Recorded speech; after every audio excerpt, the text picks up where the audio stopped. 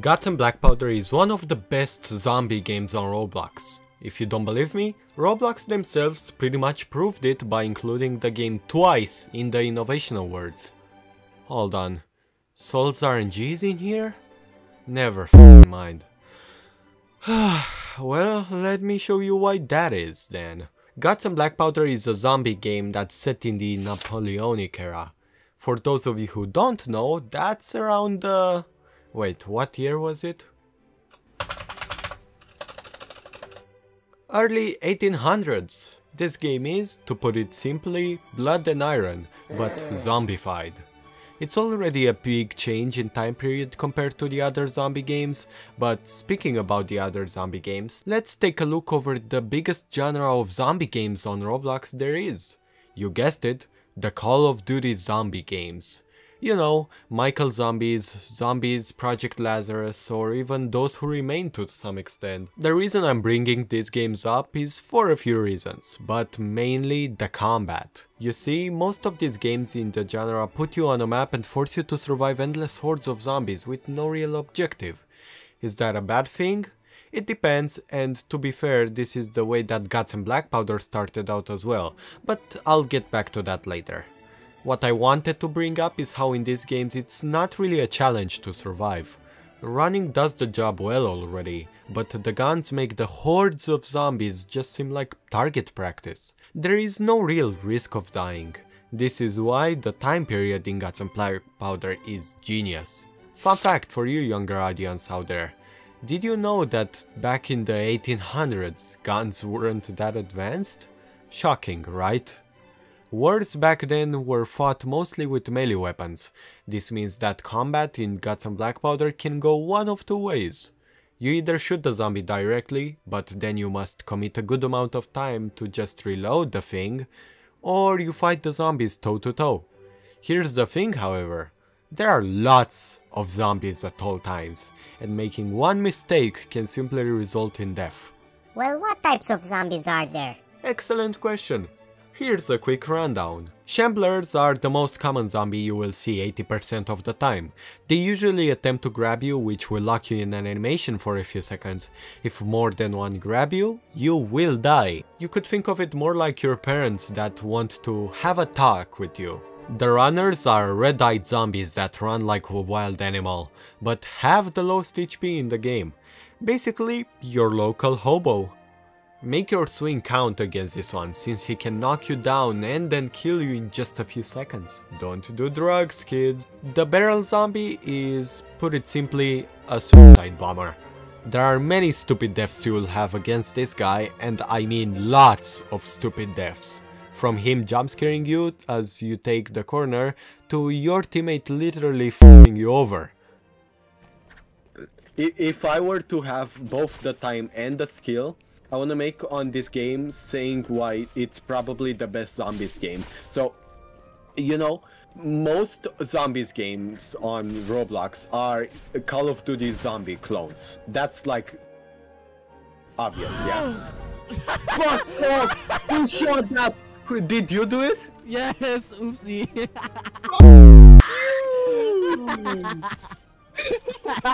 The Zapper Zombie is what happens when you trade speed for health and damage. Problem is, unless you wish to shoot him, you have to get close.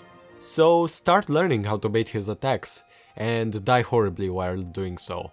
If he catches you by surprise, by the way, then you're probably already dead before you even know it. To summarize, this guy, he's just your average abusive drunk dad. The Igniter is the least common and the least deadly zombie on the list. He will throw a lantern that lights an area on fire for a while. That's all. Devs, please make him stronger. He's ruining the image of all the arsonists around the world, including yours truly. But now that we're done with the zombies, what does this mean? Well, it means that the game can be difficult for a beginner to get used to, but feel rewarding when they do get good at it. But there are some other problems with the Call of Duty Zombies games still. Teamwork. It's useless. If you ever play with anyone else, you will run around the map doing your own thing.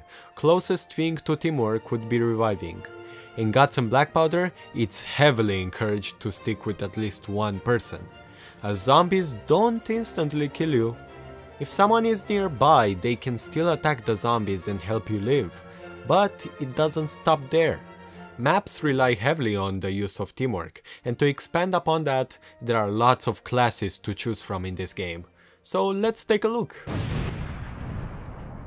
Okay, I'll be quick, but many of you are not subscribed yet, and we're trying to reach 10,000 subscribers until the new year.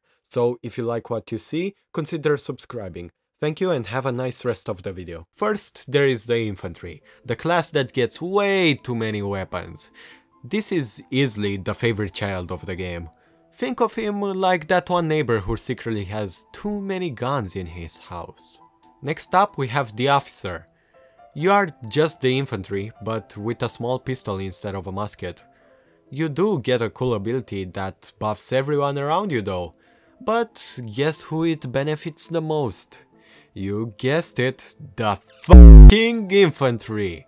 Up next there is the seamen. Did you know that on some maps there are cannons to help you with the giant crowds of zombies? Well, guess what? Picking seamen makes you the cannon. Next up we have the musician. You will stay AFK and follow people. I'm not kidding. For this reason, pretty much no one ever picks this guy. You should honestly tell the Souls RNG kids about this class. They will love him and they will finally do something useful in their lives. The last main class is the sapper. Hold on, are classes allowed to be different than the infantry? Didn't expect this, huh? Well, this class can build three things. Barricades, which are massive HP walls zombies need to get through, stakes, which should damage zombies, but their hitbox to deal damage is too small. Devs, please fix. And lastly, caltrops. These small things are quite underrated, as they can slow down zombies a lot, making them easy kills. Only annoying thing is that you can't place them half the time. Devs, please fix. Also, he has an axe that one-shots most of the zombies and can also shove zombies. Best weapon in the game, don't even try to change my mind. Other than these 5, we also have 2 more specialist classes. First up we have the surgeon, which is basically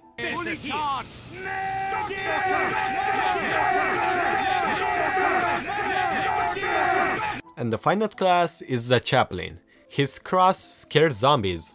Die, demons, die! But his weapon can't even one-shot runners, by the way. What the fuck is this? And these are the classes, not even mentioning the many weapons you can unlock. But how do you unlock these weapons? Through the shop, of course. They do cost money, however, so I'll teach you how to make money and then talk about them. Just stick around, okay? The way you make money is just play the game. Yep.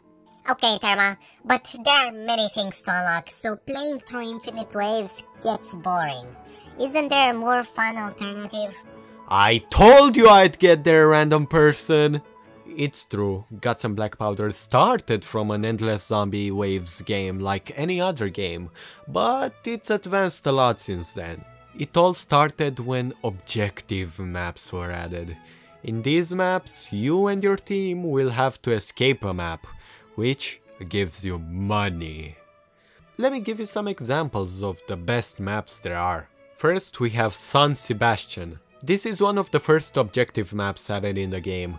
Majority of the time you would just walk. But there are also some areas where you have to hold down an area until an objective was completed. Sappers are a really good class in this since they can easily camp their spawn with the barricades. Like many kids, this map is young and shows potential. Unlike them, however, this potential was not wasted.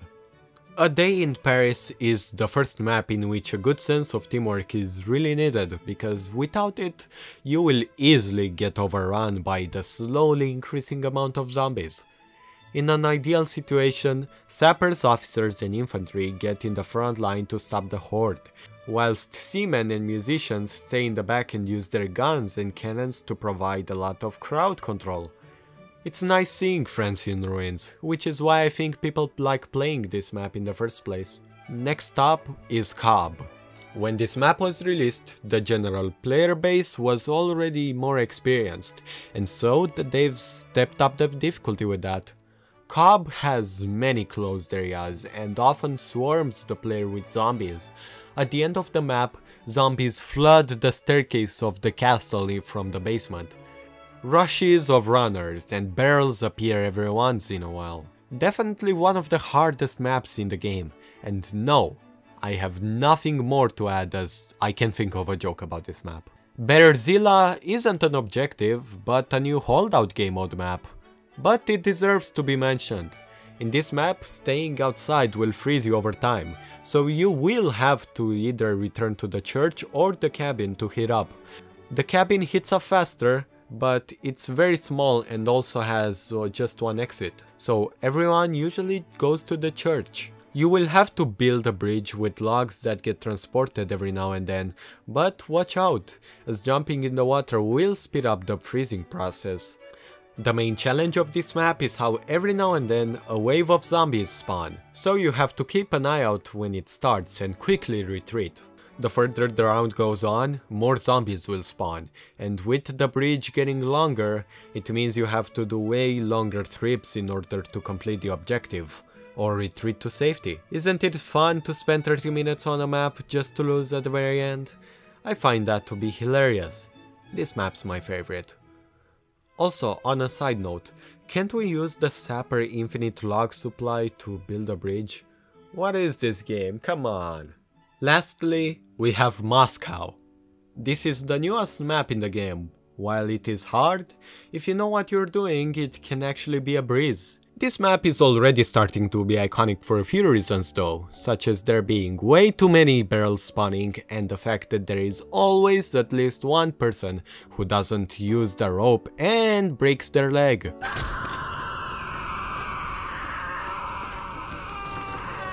When you get on the boat, however, you're safe. We already know from previous maps zombies can swim.